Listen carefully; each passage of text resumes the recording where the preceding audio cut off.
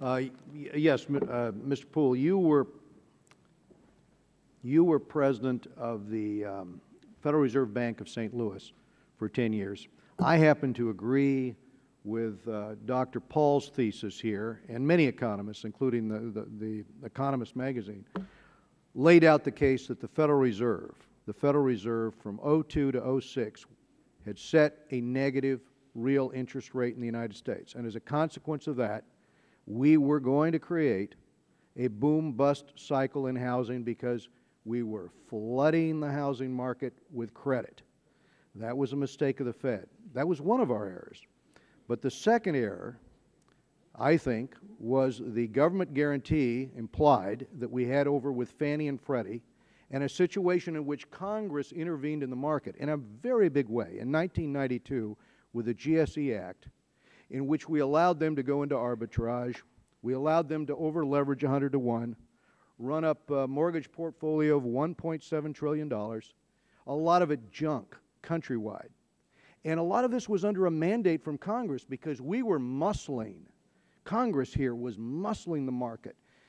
The market wanted 20% down. We got that down to 3% and then down to 0%. So what did we think was going to happen? Economists at the time, I remember John Taylor here. Professor Taylor had a solution to both problems. He wanted the Taylor rule, first of all, applied so that we would have a stable monetary policy. We wouldn't have the boom bust that would come about as a result of a flood of credit because we'd keep the monetary unit stable. We wouldn't have a negative real interest rate. And at the same time, he and others, Dr. Poole, yourself included, I think, warned about some of the consequences with respect to this government guarantee. We do not have a higher home ownership rate in the United States than other developed nations. What we had instead was a higher profit to the shareholders of Fannie and Freddie. Study after study showed they were the beneficiary, and management was the beneficiary. So you had managed earnings, you had all the problems we went through. Okay, going forward, what you argued for today was we slowly bring the private market back in as we reduce the conforming loan limits, as I understand basically your argument there, and we phase out. Now, this is the thing I want to ask you. Others are saying, well, you know, yes, we had that problem with a government guarantee with Fannie and Freddie, but now why don't we bring back a government guarantee? Do you think that brings back the same problems with regard to moral hazard, the same problems with regard to risk pricing that we had with Fannie and Freddie if we bring in a government guarantee? Yes or no, Dr. Poole? I would not have government guarantees for mortgages at all. We don't have government guarantees for auto loans, for all sorts of loans in the marketplace. Why do we need government guarantees for mortgages? It doesn't make any sense to me. I appreciate your response to that question.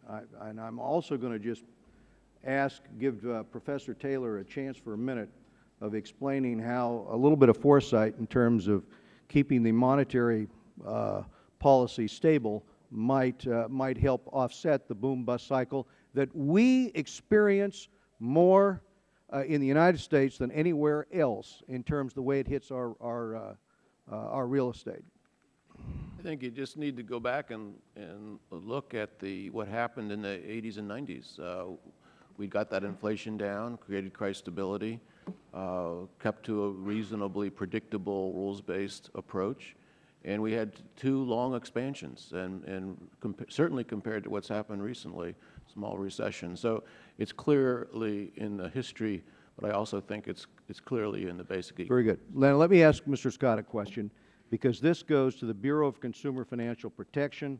For the first time, safety and soundness regulation takes a backseat to consumer protection.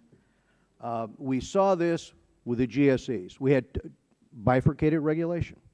And for those of us that carried the legislation, as I did some years ago, to try to regulate the GSEs for systemic risk, to try to bring down that risk, we had the support of the regulatory community. What we didn't have was HUD, right? When we didn't have Fannie and Freddie because they were on the other side of that argument. Fannie had the biggest lobby up here. They did not want to be regulated for safety and soundness.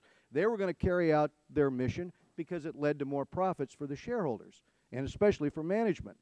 What do we do now to rein in the BCFP and ensure our regulatory structure focuses on solvency regulation so we don't run back into the type of situation we had with bifurcated regulation before. You want me to comment on that? Yes. Yes. Well, I think the balance struck between safety and soundness and consumer regulation is a question here, because FSOC, as you know, can override the new Bureau by a 2/3 vote. How practical is that? Even if you look at the composition of FSOC, there's not really a true majority of people on that group, because it includes the CFTC, SEC, of strict safety and soundness regulators from the banking sector. So I think we need to look at that balance. I think it's a question of different voting rules. I think you should have to have a sign-off of the prudential regulator in advance, and that's what my amendment last year. I'll yield back, Mr. Chairman. Thank you. Sorry. Mr.